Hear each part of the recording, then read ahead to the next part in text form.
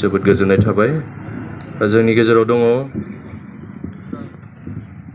BTR सरकारनि political adviser CEM नि मानिजाथाव doctor बेल'खि खार्जि सारखौबो सिनायथिनो थाखाय गुरै खावलायबाय आरो गांसे आर'नाइजों बरायनो थाखाय गुरै खावलायदों। जोबोद गोजोननाय थाबाय। जोंनि गेजेराव दङ दुलाराय बर' फरायसा आफादनि बारग' बुंथिगिरि मानगोनां जनक उजिर मानगुरि बिथांखौबो सिनायथिनो थाखाय गुरै खावलायदों आरो गांसे आर'नाइजों बरायनो थाखाय गुरै खावलायबाय। जोंनि गेजेराव दङ दुलाराय बर' हारिमु आफादनि बोसोनगिरि अनागेदेर जगेश्वर ब्रह्म मानगोनां बिथांखौबो सिनायथिनो थाखाय गुरै खावलायदों आरो गांसे आर'नाइजों बरायनो थाखाय गुरै खावलायबाय। जोंनि गेजेराव दङ क'क्राझार जिल्ला बर' समाजनि मानगोनां आफादगिरि मितरन्जन ब्रह्म सारखौबो सिनायथिनो थाखाय गुरै खावलायदों आरो गांसे आर'नाइजों बरायनानै लानो थाखाय गुरै खावलायबाय। जोंनि गेजेराव दङ क'क्राझार जिल्ला दुलाराय बर' आइजो अनसाय आफादनि गाहाय नेहाथारि राजश्री बसुमतारी मानगेदेर बिथांखौबो सिनायथिनो थाखाय गुरै खावलायबाय आरो गांसे आर'नाइजों बरायनो थाखाय खावलायदों। जोंनि गेजेराव दङ क'क्राझार जिल्ला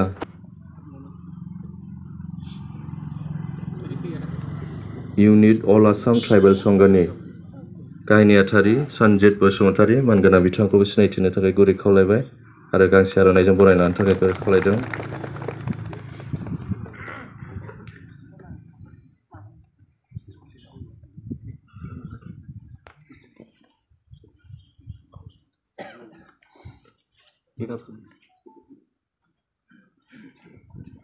जोंनि गेजेराव दङ क'क्राझार जिल्ला बर' थुनलाइ आफादनि सेक्रेटारि सुखांसुला बसुमतारी सिनायथिनो थाखाय गुरै खावलायबाय।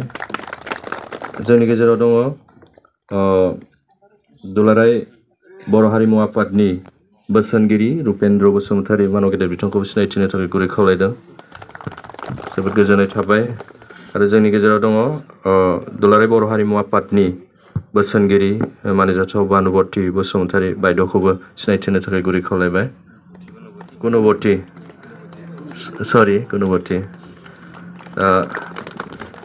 बे समाव सिनायथिनो सिगांदों क'क्राझार जिल्ला दुलाराय बर' फरायसा आफादनि लेङाइ आफादगिरि मानिजाथाव मनिन बसुमतारी बिथांखौबो सिनायथिनो थाखाय गुरै खावलायदों। क'क्राझार जिल्ला दुलाराय बर' फरायसा आफादनि लेङाइ आफादगिरि डक्टर बैथि बरगयारी मानगोनां बिथांखौबो सिनायथिनो थाखाय गुरै खावलायदों। क'क्राझार जिल्ला दुलाराय बर' हारिमु आफादनि आफादगिरि मानिजाथाव सोमदोन औवारी बिथांखौबो सिनायथिनो थाखाय गुरै खावलायदों।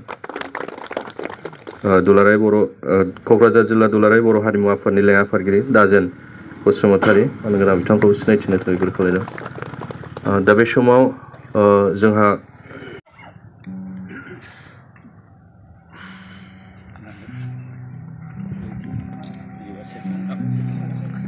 जोंनि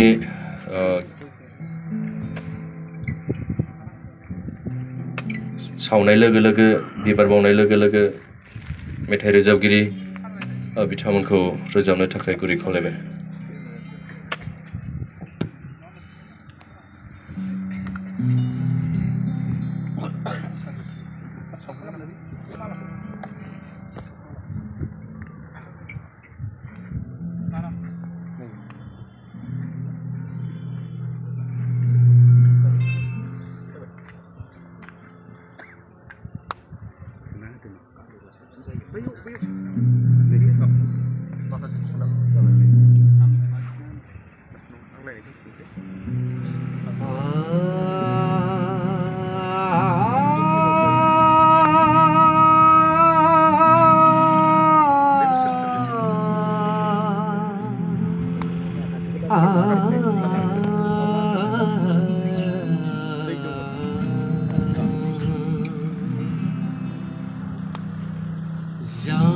Jangkrithaini fotharaw nोंनि जिउआ नंखाय नङामोन सुथुरनि हेंथा नांनायाव नोंनि देंखो थुलुंगा होयोमोन Jangkrithaini फोथाराव नोंनि जिउआ नंखाय नङामोन सुथुरनि हेंथा नांनायाव नोंनि देंखो थुलुंगा होयोमोन बावनाय नङा नोंखौ जोहोलाव थागोन अराय बर'नि गेजेराव खोमोन अराय बर'नि गेजेराव खोमोर हाया नोंखौ जोहोलाव नोंनि थरसे जोंथि अलंबा Jangkrithaini फोथाराव नोंनि जिउआ नंखाय नङामोन सुथुरनि हेंथा नांनायाव नोंनि देंखो थुलुंगा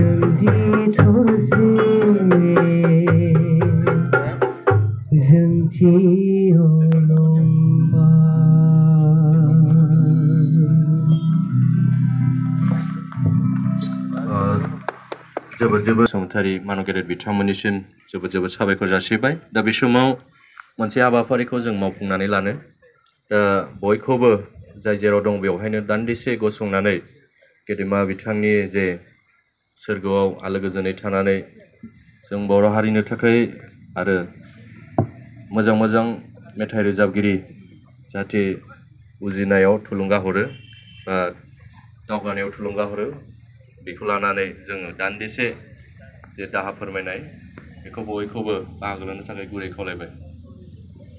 जाय जेराव दं बेयावनो था अननानै जागायबाय।